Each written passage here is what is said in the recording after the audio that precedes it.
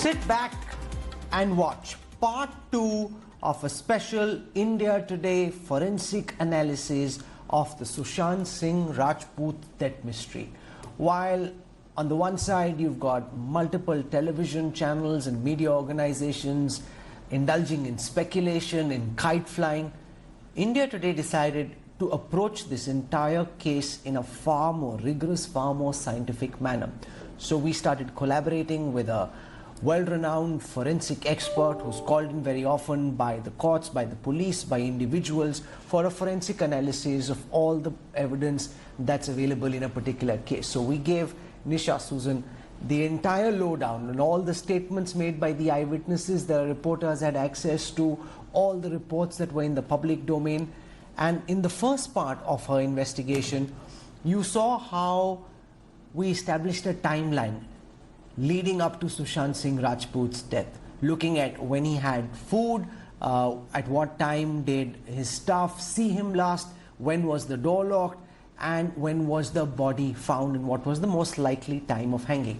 Today, we'll do a deep dive, and when I say deep dive, I mean a real serious technical deep dive into the postmortem and the autopsy report, which has, and remember, the evidence that we're looking at is exactly the same evidence that the Central Bureau of Investigation officials are looking at. They're similarly qualified experts. So for a sense of what really that evidence throws up, sit back and watch part 2 of this India Today national exclusive, the forensic evaluation of the Sushant Singh Rajput death mystery. Today, we look at what the marks around the neck show. Was Sushant strangulated or did he commit suicide? This is an explosive India Today exclusive. CBI इस नतीजे पे पहुंची है कि yes, ये possible है, bed और पंखे की हाइट पे और सुशांत की हाइट के हिसाब से वहां तक फंदा कसा जा सकता है। लेकिन जो बड़ा सवाल है वो अब भी राज बना हुआ, और वो सवाल ये है कि क्या सुशांत ने खुद हैंगिंग की, ये सुसाइड किया, या फिर मर्डर है, या फिर उनको बेहोश करके उस पर टांगा गया। The CBI's dummy test puts to rest speculation over the hanging. A man of the height of Sushant Singh Rajput could hang in this space. That whether it's a suicide or a homicide is still a moot point, a subject of further investigation.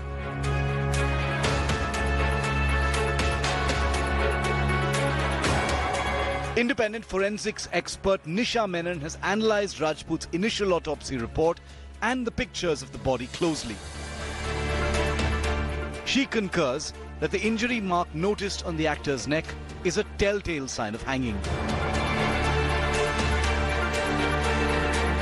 An inverted V shape left by the ligature, the material used to make the noose, a kurta in Rajput's case. Else the mark would be something like this, taking a horizontal course across the neck in the event of strangling.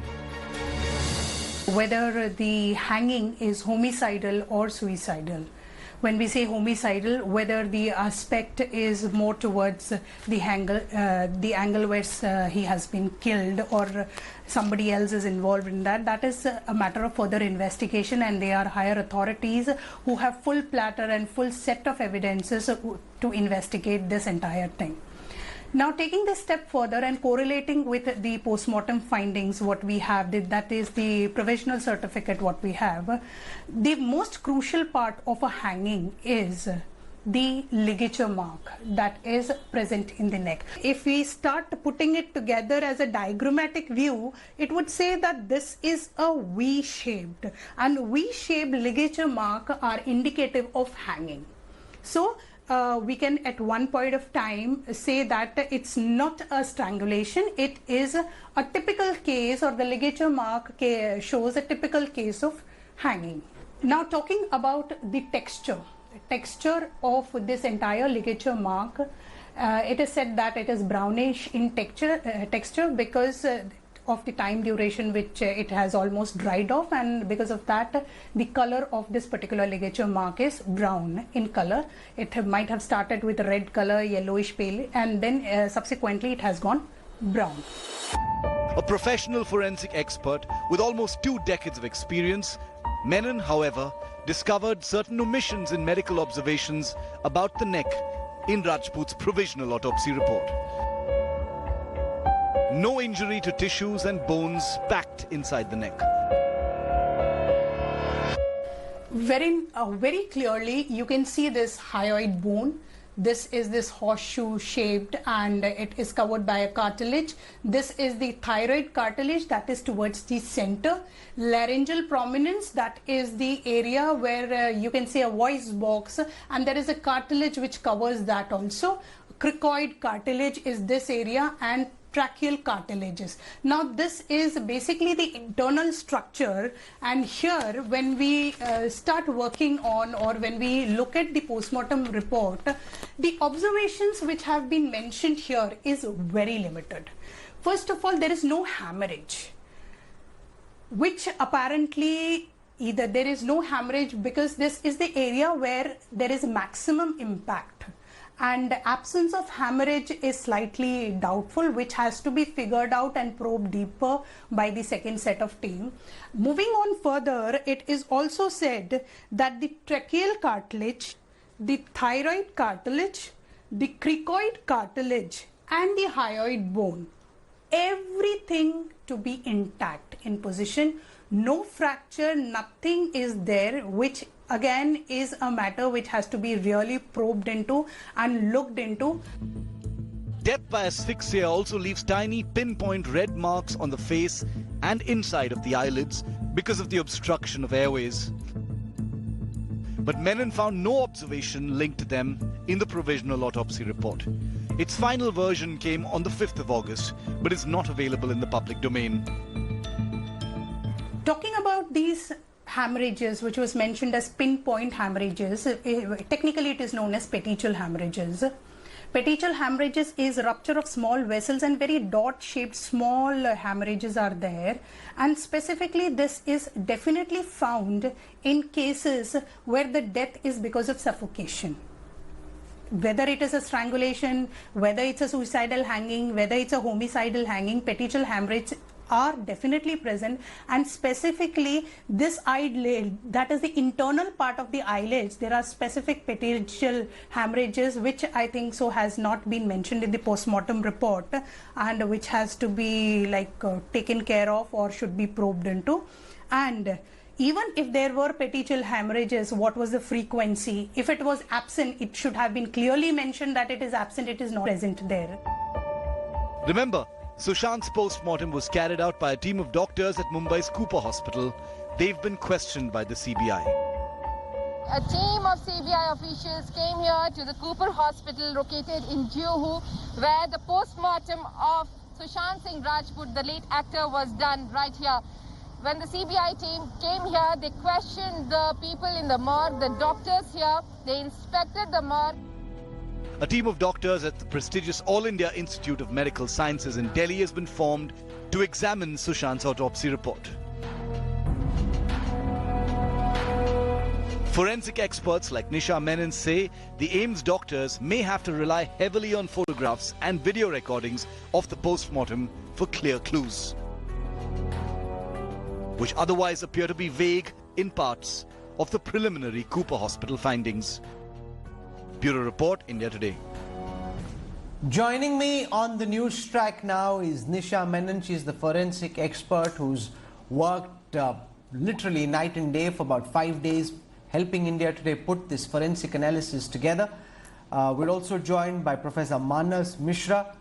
He's also a forensic expert, was on the news track yesterday with a contrarian view on the marks, and we've been able to establish some facts, and I hope to go across and see what he makes of them. Always good to have an independent perspective. ML Sharma is a highly renowned former Special Director of the Central Bureau of Investigation. Vikram Singh is a former Director General of Police in Uttar Pradesh. Madhu Kishwar is the founder of Manushi and a women's rights activist. And we've got Nimesh Desai. Dr. Desai is the Director of the Institute of Human Behavior and Allied Sciences. And I'll come to that in just a part, because Part B of the news track deals with how the CBI also wants to do a psychological autopsy of Sushant Singh Rajput. So what is that? What's the role? We'll deal with that with Dr. Desai in just a moment. So first and foremost, Nisha Menon, thank you for your rigorous scientific evaluation of this case. The one thing that I understood as a layman with very limited exposure to forensics is that if it's a case of hanging, typically, and it makes sense logically once I see your illustrations, the marks tend to go up because you've got somebody hanging on a fan, and therefore if there's no one pulling him, then the marks are like V-shaped and the groove lies above the larynx, right? And it tends to go up. Whereas if it's a strangulation, typically it's more horizontal and it tends to go back. So what you're essentially saying is that on the back of all your evaluation over the past 5 days, you seem to be veering around to the conclusion, even though more evidence is required and you don't want to prejudge what the CBI team says, you seem to be coming around to the conclusion that this is a case of suicide by hanging. Is that correct? Hi Rahul, I would rather put it like that. The ligature mark which was found on the neck, the V-shaped mark which diagrammatically have been beautifully illustrated here in terms of the dimensions and the shape, I would like to specifically quote that this is a case of hanging. Homicidal or suicidal, yet to be decided by the investigative agency further, depending upon all the other set of evidences and everything put together. But definitely this ligature mark which have been very descriptively mentioned in the provisional postmortem report indicates towards a hanging, not a strangulation or any throttling, but a hanging only. Okay, so what is it that you saw in your evaluation that makes you feel that this could be a case of homicide, which means even though it's hanging, maybe somebody hung him, or what is it that you saw which seems to suggest in your evaluation that this is indeed a case of suicide? Explain both factors. When we look at the limited piece of evidence which is there right in front of us in terms of few photographs for the body and the postmortem report, we actually definitely cannot conclusively say that it's a homicidal hanging or a suicidal hanging. But yes, the ligature mark and the mentioning of the detailings of the ligature mark, I would again like to put it very straight that this is a case of hanging. So suicidal or homicidal, yet there would be circumstances at both ends which really need to be proved with hell lot of evidences which definitely CBI and the other set of agencies has. But as of now, with this limited piece of information, we cannot say that this is a suicidal hanging or a homicidal hanging. Okay, now Manas Mishra was on our show and he was of the view that his evaluation suggested that this is indeed a case of strangulation, and we hadn't put out at that time our own scientific evaluation, so I wanted you to come back again on the show, now respond to what you've seen in this forensic evaluation that we put out of the autopsy report, the postmortem report, and give us your perspective on whether you are now convinced that this is, and because of the nature of the marks, the direction in which the marks have been made, that this seems to be a case of hanging. Are you convinced about that? Are you willing to change your view? And if not, why not? Manas Mishra. Hi, thanks Rahul. See, whatever ma'am just suggested, Ms. Nisha, she said that the detailing of a ligature mark is very important. Like she said that there's a V mark there, and that is only present while hanging. But like every forensic expert, like every other forensic expert, my opinion is that you should, if in case you want to say that this is actually a case of suicidal hanging, you have to rule out homicidal hanging as well. So my theory says that the ligature mark should match with the ligature material, first of all. And one very important fact that we are missing here is the time of death. Now, whenever I stress more on the time of death, this is because one thing we don't know is for how long, if it is a case of suicidal hanging, for how long the body was suspended. We don't know. We can say the time of death. No, so I'll come to that. Manas Mishra, on the show yesterday, you explained with your diagrams that you thought this was a case of strangulation. We've now established through forensics why this seems to be a case of hanging. So are you at the outset willing to change your point of view, accept that yes, there is a different perspective which has been put out, which you concede, and if not, why not? Let's just focus on that and we'll come to the time of death, how long he was hanging, etc. in just a moment. Sure. I want to stand on that, but whatever I said yesterday, see, the thing is that in page number 3 of the postmortem report, para 1, it says that ligature mark is oblique, as in hanging. However, the mark may be oblique if the victim has been compressed by a cord while in a recumbent position. Now, when I say recumbent position, it is when a person is actually lying down on the floor. Now, if I show you a diagram, you can see this diagram. In this diagram, you can see a person is lying on the floor and the other person is sitting on the person and he is trying to strangulate him. Now, in this case also, you can see that there won't be any strangulation marks at the back of the neck, which is the case in this report as well. One more thing is that one more diagram I have to show. Like this I showed yesterday as well. This is another way of doing it, sir. This is another way of doing it where the strangulation marks will not appear at the back of the neck. One more thing I want to say that I don't have a diagram for that. But if the victim was sitting and the perpetrator, applies ligature on neck while standing behind the victim, then using the force backward and upward, a ligature mark can be made. A similar ligature mark can be made. So again, it is. I'm not saying that it cannot be hanging, but again, there are different views on it. I would say that it could be strangulation as well, ligature strangulation as well. And yeah. And the reason we have two experts with two different points of view is because unlike a lot of other networks and news organizations, we aren't approaching this case with a predetermined mind. We're not judge, jury and execution. We're covering the story as best as we possibly can, and we will adapt our coverage to the facts as they emerge. If you begin boxed in deciding that this is homicide or deciding that this is suicide, then you only interpret the facts that suit your interpretation, whereas that's not our approach at all. I want to go across to ML Sharma, former Special Director of the Central Bureau of Investigation. You saw the illustrations we put out. You also saw the interpretation of the report. And what irks me, Mr. Vikram Singh, is that if you read the report, it seems to suggest that a lot was left out. Is this just the way police forces typically operate? Because this case is being looked at so minutely because it attracted so much public attention, but it looks as a jaldi, it almost looks like chapai, like quickly finish it off, instead of really diving deep and doing a thorough professional job. In the first instance, it seems to have been a very superficial job. At least that's what our analysis of the postmortem report suggests. Rahulji, the question is for Mr. Sharma or for me? Vikram Singh.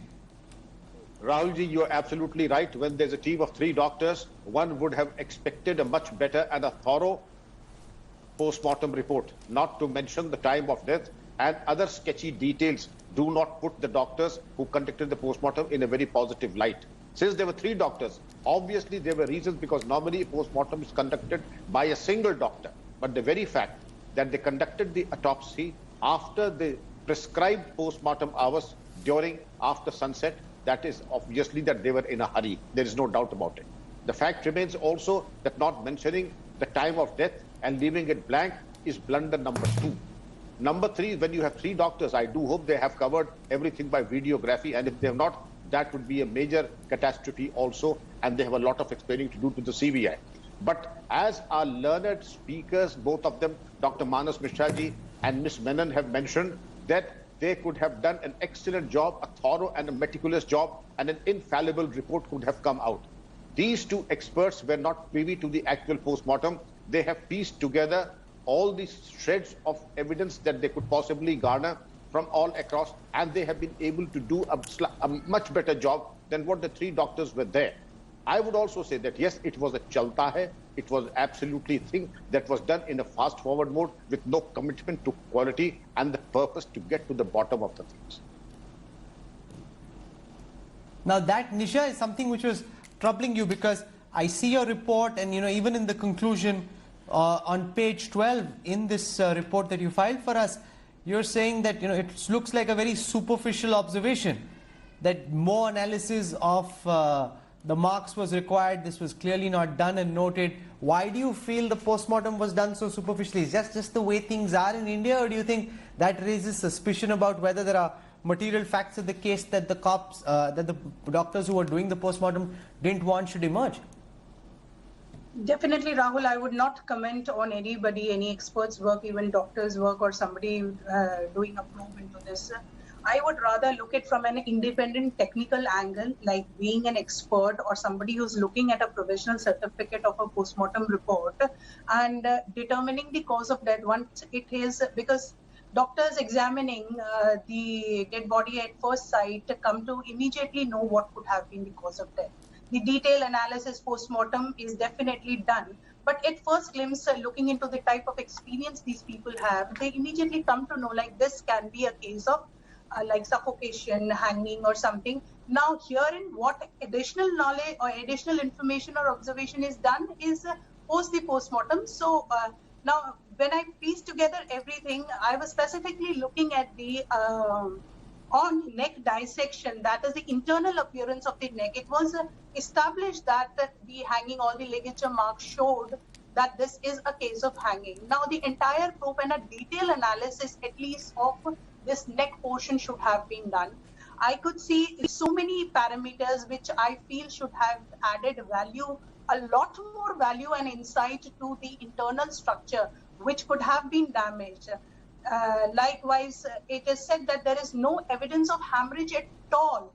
Like right from in the neck dissection, there is no hemorrhage to the muscles, the thyroid gland, and even the subcutaneous tissue, nothing, no hemorrhage at all, which is slightly dicey, and definitely a detailed examination need to done.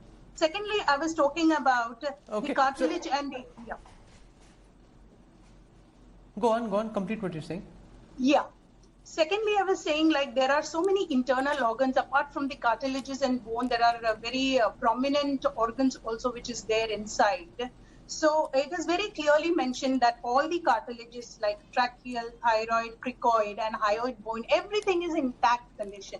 Looking into the weight of that particular person hanging from a higher suspension, so you can just imagine the body weight and the type of weight, the groove it has been created, it will definitely have some impact.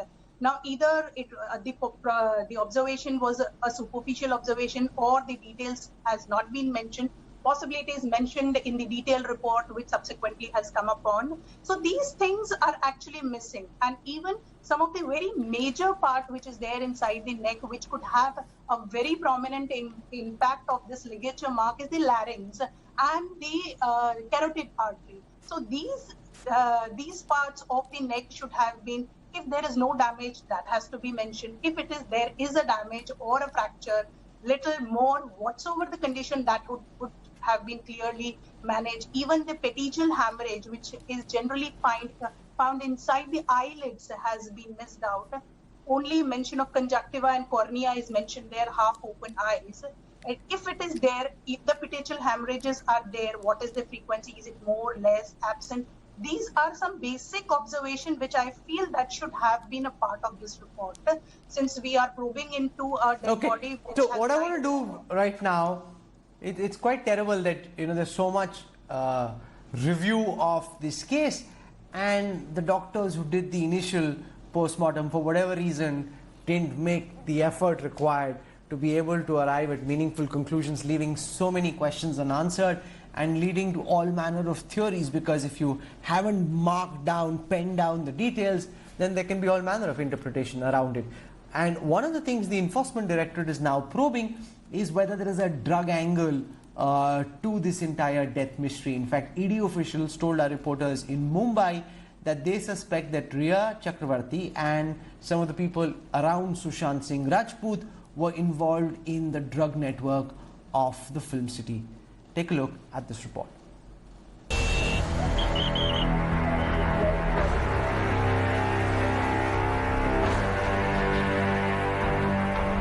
Two parallel investigations by two of the top agencies of the country to solve the biggest mystery of the year, Sushant Singh Rajput's death.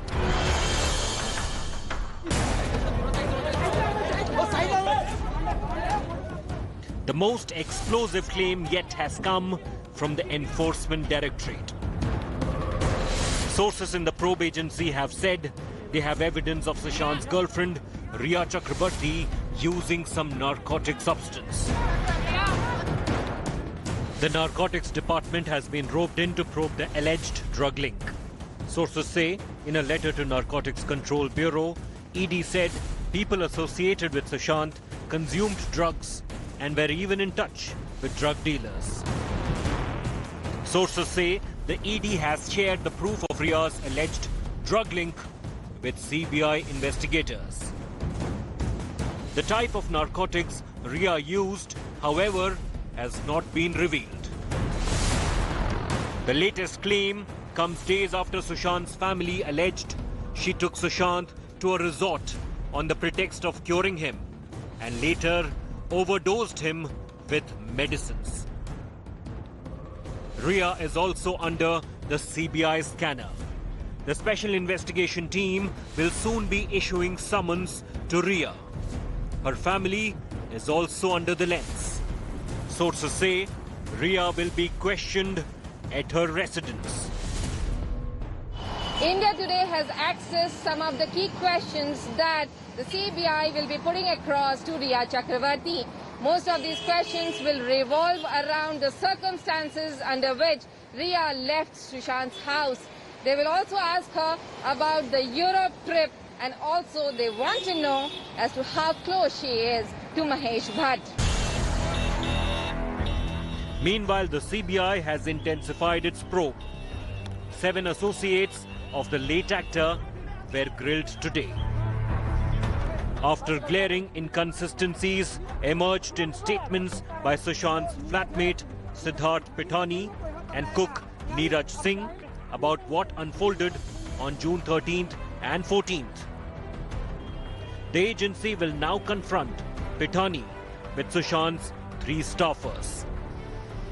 The CBI will also be questioning Mumbai police officers who were investigating the Sushant case, widening the probe to cover possible financial irregularities. The CBI has grilled Sushant's chartered accountant Sandeep Sridhar and his former CA as well. It's been 5 days since CBI landed in Mumbai to investigate Sushant case death mystery. 5 days on, the agency has left no stone unturned to unravel the truth in this case. With camera person Kiran Sapkal, Vidya and Mustafa Sheikh for India Today. So just remember that on the one side you had Sushant's cook tell the Mumbai police in his testimony that Sushant Singh Rajput used to do drugs and that he gave 3 marijuana cigarettes which had been left in a glass, and those had been cleaned out just before Sushant Singh Rajput died. And now the Enforcement Directorate finds a drug link and they want the Narcotics Control Bureau to get involved. This case just seems straight out of a Bollywood film. And remember, we're not sitting in on judgment. These are just the these are just the leads that are emerging in this case. We are tracking them. This needs to be proven by the Enforcement Directorate in a court of law. Just to say this to reporters is one thing, to be able to prove this in a court of law is quite another. But Madhu Kishwa, founder of Manushi, is with us, and you've tracked many case over the decades. This just seems to be straight. No matter how many twists and turns you track, there seems to be one more twist at the end of the day. It's almost like a serial soap opera playing itself out.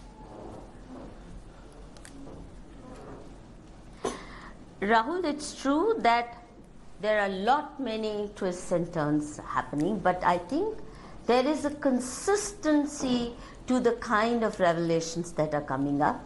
And to my mind, they all point to murder.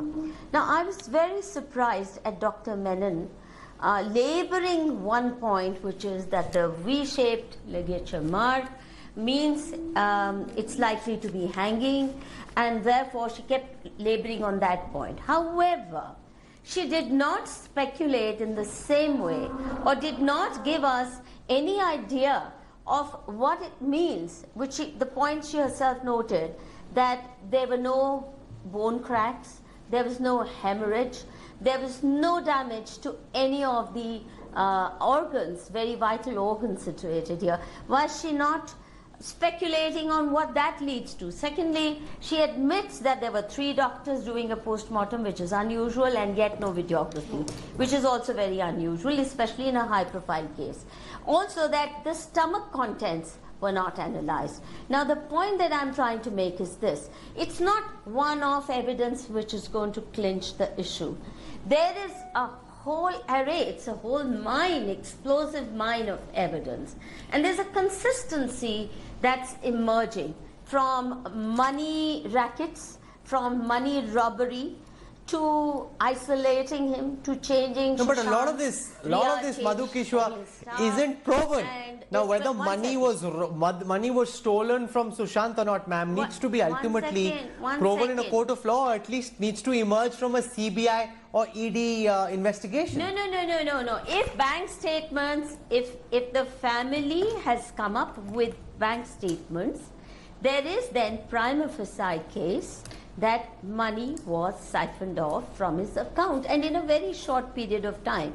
See, if she had been a live-in partner for 5-10 years and then she took liberties with his account, it's understandable. It's a very fresh relationship, and within no time the family is worried, they are being isolated, they are being cut off, and all kinds of other strange things are happening in his life. The point that I'm trying to make is, now Sandeep's very brazen lies, I mean, all his statements he's contradicting one after another, being proven to be a liar. The manner he responded to the so-called discovery of the body. Now, even a child knows that in cases like this, if a body is found hanging, you don't mess with a dead body, because forensic requirements are that let the police come and handle it. Now, the manner in which the body was removed, made to lie down, and the other doctor that you had, the medical opinion, very clearly points to a fairly reasonable speculation or whatever guess that he could have been strangled lying down, I mean, sitting in a chair, or no. But can I ask Manas Mishra, because you one second, I want to build on. Why did the police? Okay, I want to build on what you're saying. Simple case, Rahul. Why is the Maharashtra police playing dirty tricks with the post-mortem? Why did the post-mortem report appear to be so shoddy that everybody is commenting on it? What is it that they had to hide? That they left time of hanging unnoted? They left, there's no viscera of the stomach. What was in it? Was it drugs or poison, or what actually was in the body?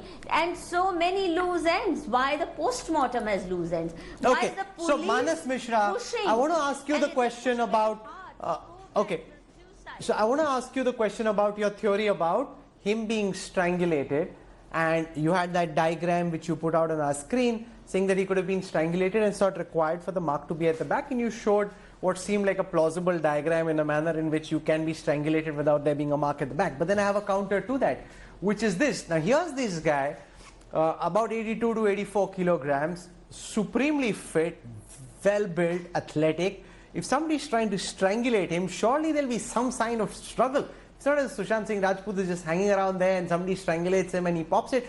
There would have been some sign of a struggle, and that other part that Nisha points to, that the post-mortem report doesn't indicate any of the parts of the body having broken. If there's going to be a struggle when you're being strangulated by somebody, surely some of that would leave some marks on the body suggesting that there was a strangulation and Sushant Singh Rajput trying to fight back. See, Rahul, the thing is, like you are saying that the post-mortem report says that there is no kind of a fracture and even the hyoid bone is intact. I would want to question, first of all, like whether neck X-ray was done or not, because neck X-ray is a documentary proof and an evidence of whatever is the positive, finding or a negative finding. If it says that hyoid bone is intact, we want to see the hyoid bone. The X-ray is the best way of doing it rather than a dissection, because in dissection you can dissect anything and then you can write that it is intact. But an X-ray is a documentary proof for that. I have gone through the entire post-mortem report. I have not found any term like X-ray in the entire post-mortem report. Above that, I think the petechial hemorrhages that we were discussing a little while earlier, they have been found in brain, they have been found in lungs, they have been found in heart as well. Now, petechial hemorrhages refer to asphyxia. But in both the cases, strangulation also and in suicidal hanging, asphyxia occurs. So again, it's not a, I would not say it's a conclusive way of doing it. If you are saying it is a suicidal hanging, rule out the case of homicide. You have to rule out murder. So like I've shown it through, yes, you are saying that he's a well-built guy, and obviously it is not a case of one or two guys. At least 4 or 5 people must be there inside. So 2 of them must have, held his hands, and 3 or 4 of them would have, tried to put pressure against a wall maybe, because when I was trying to show this particular diagram, it cannot be done alone. So you can see in here, I have not shown many people, but both the hands are like nobody is holding them. But actually, there would have been 3 or 4 people to, giving some sort of a pressure on that. We cannot deny it because time of death has not been there, and that is that is where the suspicion begins. Okay, I want to introduce now Dr. Nimish Desai. He's heard this whole conversation.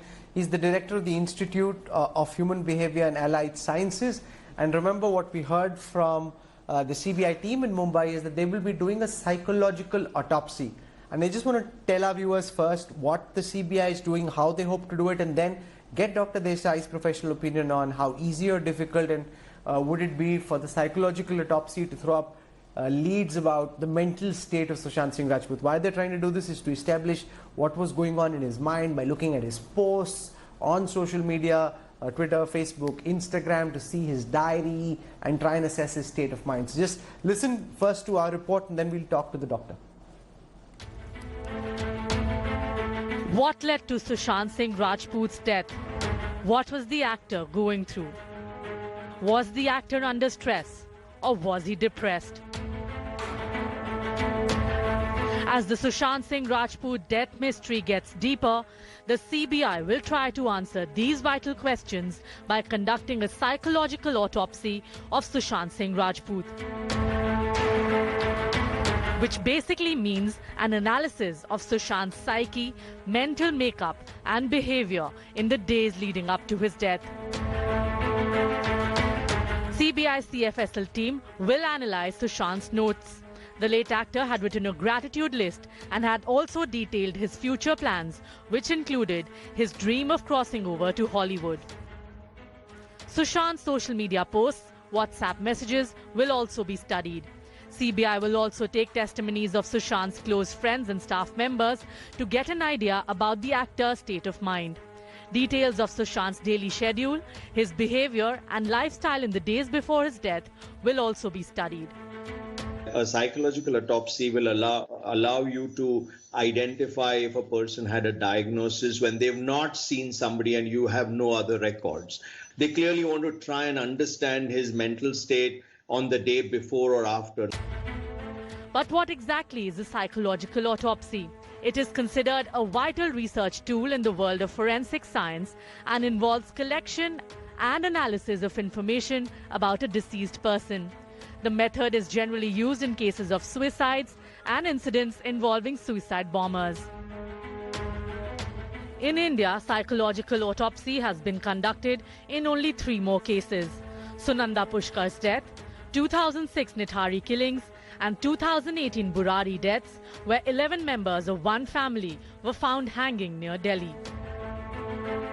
The nature of information collected is classified into 3 categories: biographical information like age, marital status and occupation, personal information about relationships, lifestyle, alcohol or drug use, and sources of stress, and secondary information like family history, police records and diaries. मृत्यु होने के कुछ समय पहले से क्या सुशांत या फिर कोई भी व्यक्ति ऐसे केस में बहुत शांत हो गए थे? क्या वो बहुत चिड़चिड़े हो गए थे? क्या वो अक्सर कहते थे कि जीने में कोई मतलब नहीं है? या फिर उनकी मनस्थिति क्या थी? ये हम उनके इर्द-गिर्द के लोगों से समझने की कोशिश करते हैं. To come to a conclusion, ये भी एक लाइन ऑफ इन्वेस्टिगेशन को एक टूल है to give a clear direction कि क्या लाइन ऑफ इन्वेस्टिगेशन होगा, which would include of course medical reports, which would include the interview that they had with the family members and the relatives, and which would also include all the relevant material. Will the psychological autopsy provide answers to the question that India is asking? What killed Sushant Singh Rajput? With Shams Tahir Khan, Bureau Report, India Today. Dr. Nimish Desai, how significant will a psychological autopsy be in trying to determine Sushant's mental state? How accurate do these autopsies typically tend to be, and what kind of a profile should we expect will emerge once psychological autopsy is drawn up? Rahul, as it has been said, a psychological autopsy will take into account all possible sources of information, and that in today's world will include multitude of information from the social media. But the first thing to understand is that traditionally and by science, psychological autopsy has been used mostly for understanding the antecedents of confirmed suicides. So if you want to understand why in a given person or in a group of people or in a mass, like you mentioned in one case, if there was a case of suicide or mass suicide, what were the antecedents and could one have prevented? Can one learn lessons? In terms of criminology and forensic investigation, I would say psychological autopsy can only be one of the multitude of tools that the criminal justice system would look at. By no means it can be a standalone finding, and traditionally one will have to be really innovative to do a good psychological autopsy to answer the question that you are all looking for and we are all looking for, if at all. Hanging. So can I ask you an intuitive question? And I must say that I'm no expert on forensics, but it just intuitively strikes me, Dr. Desai. Just hear my question, sir. When somebody puts out posts on social media, and you're saying that's an important part of drawing up a psychological autopsy, it's what he wants the world to see. Now, I may pretend to be happy, and I may pretend to be dancing and having a great time with my family and friends, but that's not who I am on the inside. So how does a psychological autopsy pour through what somebody wants the world to see from who that person actually is in his head? Quite so, Rahul. And if I might spend, quite so, a good question. What will happen is, like when we do a mental health assessment in real life, there will be multitude of sources that will be cross-verified. And so generally, psychological autopsy for understanding the antecedents of that end, generally suicide, are reasonably clear. Your question is very good, but there are always cross-checks and corroborations that are possible. So it's not any one event or one particular facade that I want to portray that will mislead the team. Okay, I'm going to leave it over there. We will build a lot on this. This story is going nowhere, our coverage is going nowhere. I hope to have part 3 of our forensic analysis. We're also working with other experts in different fields to try and determine the financial angle, the drugs angle, play on all of this to try and understand what really was going on. Because remember, like the Arushi Talwar murder mystery, this is a case that's captured public imagination, led to discussion and conversations more than any other unfortunate death. And as I said, we don't approach this investigation, we don't approach this reportage with a closed mind. We're heading in every single day with an open mind, looking at the facts as they emerge and bringing them to you for what they are, rather than trying to bias your opinion by operating from a predetermined position. That simply is not correct, and that's not the way we hope to approach our coverage. We're slipping into a break. I'll have more for you on the other side. Stay with us.